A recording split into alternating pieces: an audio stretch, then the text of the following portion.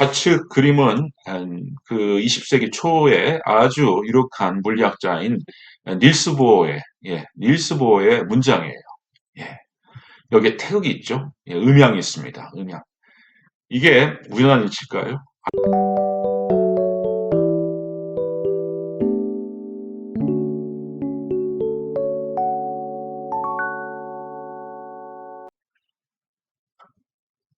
네, 안녕하십니까. 이니중 TV의 박혁순입니다. 오늘도 좋은 날입니다. 이 시간 주제는 로고스와 이기론 그 첫 번째 시간입니다. 특별히 오늘은 성리학에서의 니와 기에 대해서 이야기를 해보겠습니다. 로고스와 이기론도 역시 시리즈로 제가 준비를 할까 합니다. 그런데 이 내용을 여러분들이 청취하시기 전에 로고스의 두 얼굴이라고 하는 다른 시리즈의 콘텐츠를 청취하시기를 추천드립니다. 서양 철학사 내에서 로고스라고 하는 개념을 가지고서 어떻게 이율 배반적인 반론들이 전개되어 왔는지 그것을 먼저 살펴보시고 이론과 함께 비교하면서 앞으로 함께 하시는 것을 추천드립니다. 최종적으로 제가 좀 하고 싶은 이야기가 있어서 그렇게 권장해 드리니까 참고하시면 감사하겠습니다. 성리학. 성리학을 달리 신유학이라고 하기도 하지요. 네. 당나라 말기 그리고 송나라 창건식에 맞추어서 새로운 유학이 등장했는데 그것을 성리학이라고 합니다. 사실 유교는 시대별로 큰 변화와 발전을 이루었고 후학들에 의해 정교하고 복잡한 이론들을 갖추어 나갑니다. 본래 공자의 사상은 우주 본체의 원리를 해명하는 형이상학이라기보다는 개인 수양, 생활 윤리, 정치, 교육 등에 집중한 현세적이고 이성적이고 실천적인 철학이었어요. 평시 공자가 입에 오르지 않은 네 가지 내용이 있죠. 괴력, 난신, 네, 괴상한 것, 뭐 주문, 마술, 뭐 요술, 이런 것들, 또 폭력적인 것, 힘쓰는 것, 또 괴이한 힘, 어떤 마법, 뭐 이런 것들, 또 난잡한 것, 안 가는 애매한 것들, 또 귀신에 관한 문제들 이런 것들을 공자는 이야기하지 않았습니다. 실제로 논어에 보면은 그 제자가 우리가 어떻게 귀신을 섬길 수 있습니까? 물었을 때 산 사람도 못 섬기는데 내가 어떻게 귀신을 섬기는 것에 대해 이야기할 수가 있느냐 얘기했어요. 그때 말하는 귀신은 우리가 말하는 흔히 말하는 뭐 몽달 귀신, 처녀 귀신을 말하는 것이 아니라 이 세계와 또 인간을 지배하고 간섭하는 그 영적 존재를 말하는 것이죠. 통칭해서 귀신이라고 했습니다. 그런 것들에 섬기는 법에 대해서는 나한테 묻지 마라. 나한테는 못한다. 또 감히 죽음에 대해서 묻습니다. 라고 했을 때 아니 살아있는 것, 현세, 삶도 내가 잘 모르는데 어떻게 내가 죽음에 대해서 이야기할 수 있느냐. 솔직하게 대답을 했지요. 예, 그랬던 것이 본래 공자의 가르침이었습니다. 학자들은 고대 중국을 최초로 통일한 진나라 이전의 유학을 이른바 선진유학이라고 칭합니다. 선진할 때 이 진은 진나라를 말하는 거죠. 진나라 이전의 유학. 말하자면은 진시황이 분서경유를 해서 어, 유가, 유학에 관계된 모든 저술들을 싸그리 불태우기 이전에 음, 그러니까 그 이전에 공자, 맹자, 순자 등 초기 유가 성인들의 가르침에 충실한 유학자들의 사상, 또 그 내용들을 선진유학이라고 할 수 있습니다. 근데 이것이 이제 나중에 크게 변천을 하죠. 천년쯤 지나서 송대에 출현한 신유학은 그 성격이 선진유학과 사뭇 다릅니다. 이 신유학을 흔히 성리학, 주자학, 이학, 정주학이라고 하기도 합니다. 주자가 직대성하고 또 주자로부터 본격적으로 발전했다 해서 주자학이라고 하는데 이학, 어떤 우주 이법을 따져서 궁구하는 학문이다라고 해서 이학이라고 합니다. 그리고 정주학은 성리학을 실질적으로 수립한 정호, 정의, 형제입니다. 정명도, 정의천, 형제와 또 주희의 성을 딴 호칭이에요. 정주하기도 하기도 합니다. 우리가 뭐 성리학 하면은 뭐요 정도만 관계된 인물을 아는데 사실 에, 소옹, 주돈이, 장제 등의 아주 걸출한 인물들이 합세를 해서 이 성리학을 출범시켰다 해도 과언이 아니죠. 초기 성리학자들은 고대로부터 전수된 철학적 개념들, 태극, 리, 성, 기, 또 음양, 오행 이런 것 등을 심화시켜서 우주의 발생과 운행을 해명합니다. 또 이것들을 근거로 해서 인간의 성정, 성품을 규정하고 도덕 실천 방안을 제시하고자 합니다. 여러분들 중국 철학사를 공부할 때 뭐 태극, 성, 기, 뭐 음양, 오행 이런 것들이 꼭 그 유학에 관련된 것으로만 그렇게 국한해서 이해하시면 안 됩니다. 요거는 도가 철학, 노장 철학도 같이 다루는 내용이에요. 예. 그래서 이것을 유교가 전유한 개념이다. 그렇게 생각하시면 안 되겠습니다. 당나라 시기에 융성했던 불교를 타파하고 극복하기 위해서 유교를 재정립하는 과정 속에서 형성된 것이 바로 성리학입니다. 그런데 이제 타파하려고 한 불교를 염두에 두고서 그 체계를 갖추어 나가기 때문에 이 여러 철학적 주제들이나 내용상 묘하게 불교와 겹치는 것을 볼 수가 있습니다. 그렇죠? 유교, 신유교의 스파링 상대를 불교로 뒀기 때문에 불교의 어떤 체제, 내용, 불교가 다뤘던 주제들 이런 것들을 다루지 않을 수 없었던 거죠. 예.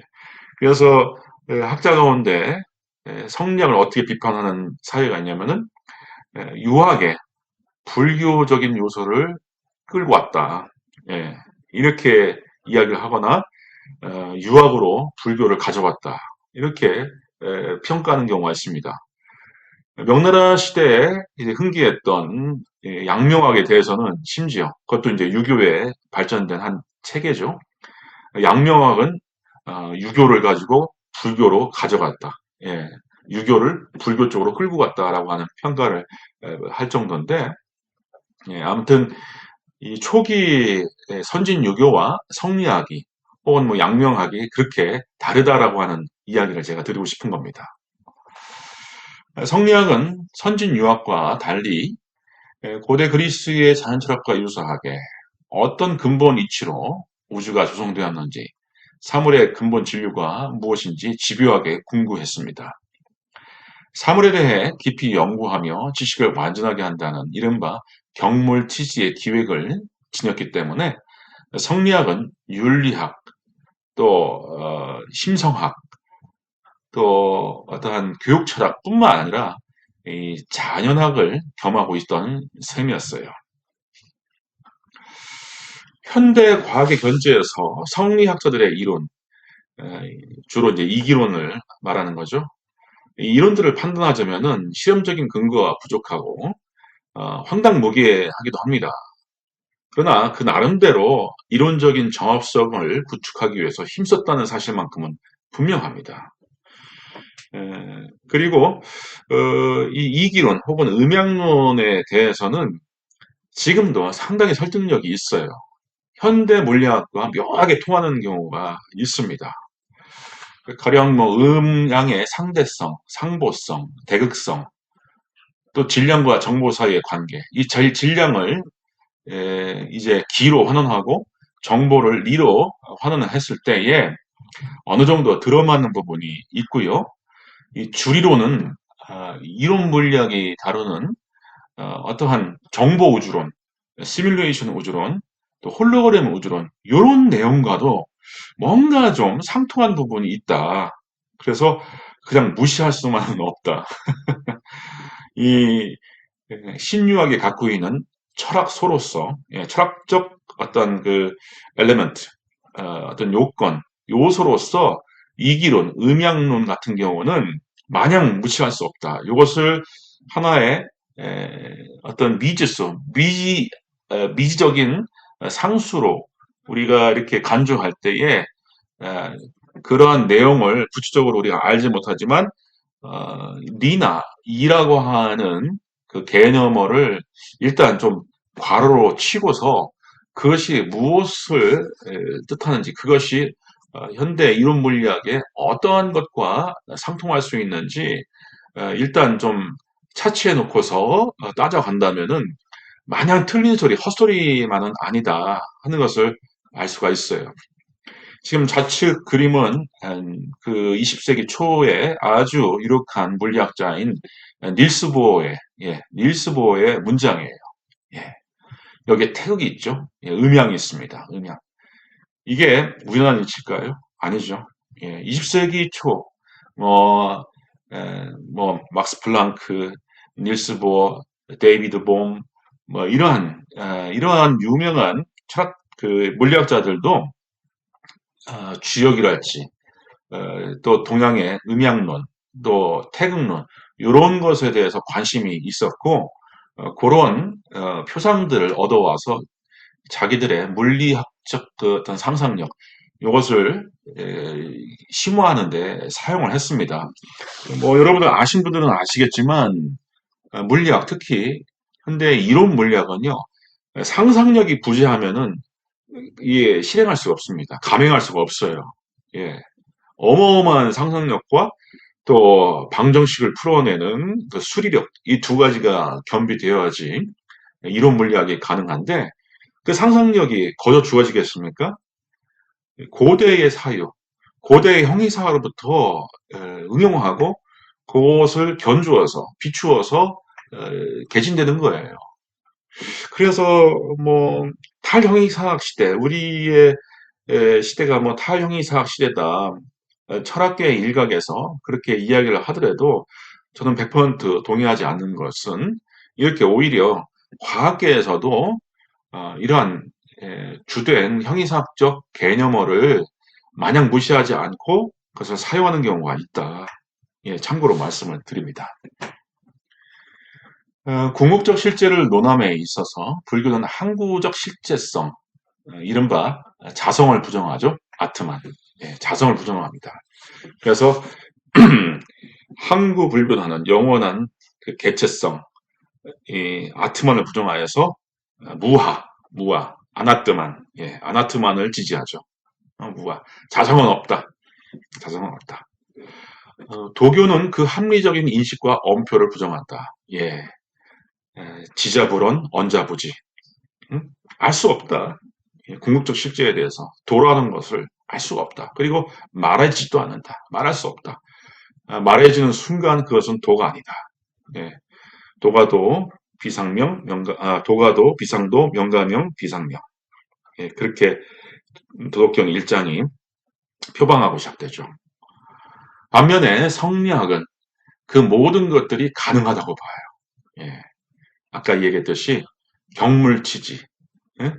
또 거경북리, 이러한 학문적 방법으로서 인간이 궁극적 진리를 깨닫고 존재의 근원도 파악하고 또 그것을 체계화하여서 이론화하여서 말할 수 있다라고 보는 것이 성리학의 특징입니다. 즉 존재의 근원, 궁극적 실제를 태극이라고 상정하고 귀납과 추론을 통하여서 이를 해명하고 이론화합니다. 이러한 태도는 유교의 경물과 같은 방법론에 잘 드러나는데 인간이 궁극적 실제에 대해서 인식할 수 있으며 말할 수 있다는 신념을 시사합니다. 경물이라고 하는 것, 바깥으로 사물의 이치를 깊이 연구하여서 궁극적 지식을 얻기 위한 방법인데 경물치지, 궁리라고 하기도 합니다. 궁리. 앞서 얘기했듯이 성리학을 본격적으로 이해하기 위해서는 리와 기 개념을 우선 알아볼 필요가 있습니다. 만물 발생에 있어서 두 요건으로 리와 기 이것을 꼽습니다. 제가 이를요 리라고 간혹 말하는데 우리 남한의 두음 법칙에 의해서 리를 이라고 하는 학자들이 많아요. 근데 이는 또 그 대명사 아닙니까? 그래서 그 말 가운데 문장 가운데 쓰면 아주 헛갈릴 때가 많아요. 그래서 저는 이제 개인적으로 리라고 발음하는 것이 좋은데 여러분은 어떠실지 모르겠습니다. 네. 리는 만물을 생성, 운행하는 원리라면은 기는 만물의 물질적인 형체를 구성하는 원질이라고 할 수가 있어요. 예. 쉽게 말해서 이렇게 퉁치고 넘어갑시다, 일단. 이 두 관계에 대해서 주인은 다음과 같이 요약한 바가 있습니다. 천지 사이에 리도 있고 기도 있다. 리다는 것은 형이상의 도이며 만물을 생성하는 근본이다. 여기 형이상학이라고 하는 말, 형이상, 요 얘기는 주역에 나오는 단어이기도 한데요. 형을 물질, 형체, 또 형질 이렇게 생각하시면 됩니다. 그 물질을 초월하여 물질을 있게 한, 존재있게 한 어떤 사물의 궁극적인 그 근거, 이걸 형이상학이라고 생각하시면 되겠고요. 또 형이라고 하는 것은 물질, 형체, 또 형질 이런 것을 말하는 거예요. 이 형이상의 도가 리다. 근데 기라고 하는 것은 형이하의 그릇이다. 그러니까 우리 삼라만상 이 사물들에게 이 리가 깃들여 있는 거예요. 응? 우주는 우주 나름대로, 또 생물은 생물 나름대로, 인간 나름대로. 우리가 만지고 볼 수 있는 이 물질 이면에 리가 있어서 리의 질서에 따라서 우주 만물, 또 동식물, 또 인간도 리에 따라 살아가게 되는 겁니다. 음.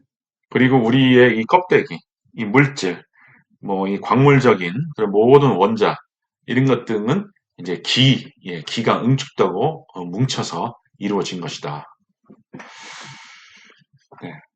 그러므로 인간과 만물이 생성될 때에 반드시 리를 품수한 연후의 본성을 가지며 본성, 기를 품수한 연후의 형태를 갖는다.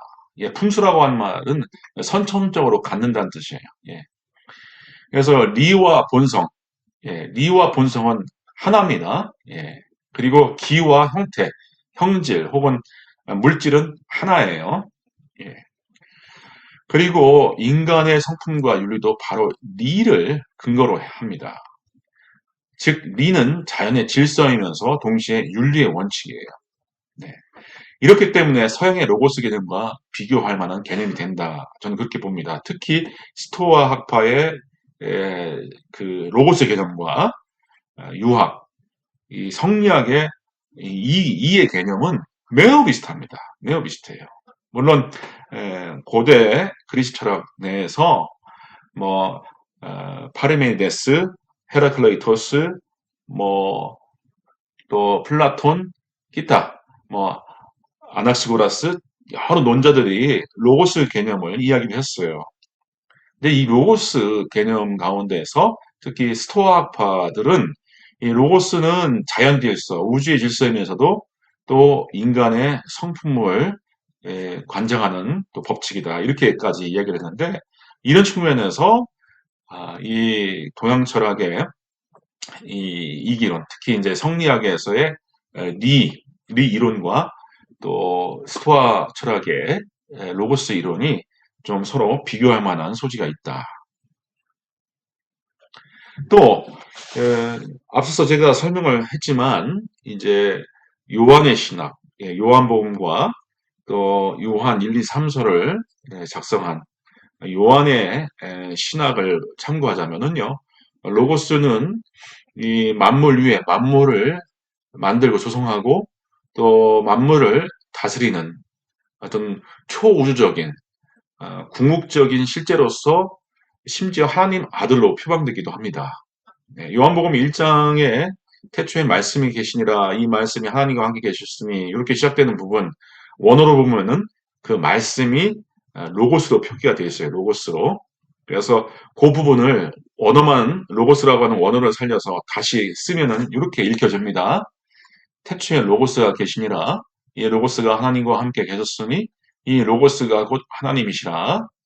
로고스가 태초에 하나님과 함께 계셨고 만물이 로고스로 말미암아 지은 바 되었으니 지은 것이 하나도 로고스가 없이 된 것이 없느니라. 예, 이렇게 되어 있습니다. 재밌죠? 예, 재밌습니다. 또 요한복음을 중국의 한 버전은 중국 성경의 한 버전은 이렇게 또 번역을 한 사례가 있어요. 예. 태초 유도 도여 신동제. 예. 태초에 도가 있었고 신과 도는 함께 있었다. 이렇게 진술되고 나가고 있습니다. 그러니까 지금 묘하게 로고스 또 리, 도 이런 형이사학적인 심중한 개념이 서로 교차하면서 쓰이고 있는 예를 우리가 발견할 수 있는 거죠. 참고로 로고스의 의미 변천을 말씀드립니다. 원래 로고스는 말, 언어를 뜻해요. 그런데 수사학과 결비되어서 논리, 설명, 이유, 근거, 개념, 논증을 의미하게 됩니다. 네. 고대 그리스 철학 그 영역은 어떤 지역이었냐? 민주주의와 상업이 발달된 지역이었죠. 그런 곳에서는 이제 재판이나 흥정, 거래, 또 계약을 둘러싼 어떠한 그 상거래가 매우 발달된 곳이고 또 그럼으로써 인해서 여러 가지 민사소송도 많았고 자기의 권익을 찾기 위해서 재판을 걸고 변증을 하고 변론을 해야 할 필요성도 극히 많았습니다. 그래서 수사학이 발달됐죠.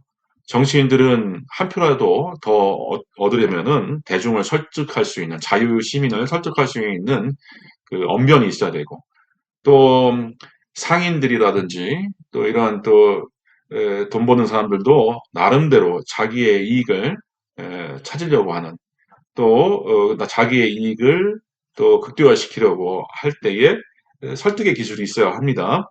그래서 수사학이 발달됐는데 그래서 이 로고스라고 하는 말이 수사학과 결부되어 논리, 설명, 이유, 근거, 개념, 논증을 의미하게 됐어요.